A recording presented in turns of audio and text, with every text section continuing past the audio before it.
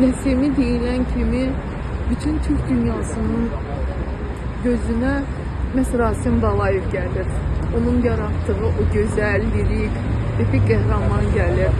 O sözlər, o kəlmələr, Rasim müəllimin ekran qarşısında duruşu, baxışı, əzmi bizə kinonun nə qədər dərin, nə qədər mükəmməl olduğunu göstərir və adam çox heyslənir ki, keşke Rasim müəllim ömrünün sonuna dək elə ekran qarşısında olardı, çəkilərdi, biz ona baxardıq. Çünki söhbətlərimizdə Rasim müəllimlə görüşəndə mən onun üzünə baxanda elə bil ki, canlı film izləyirdi. İnsan kino üçün yaranıb, Azərbaycan kinosu üçün Rasim müəllim bu dünyada bir insanın edə biləcəyindən daha artığını elədi və bizə qalır bundan sonra bu kinoları yaşatmaq və Azərbaycan kinosuna layiqli tamaşaçı, layiqli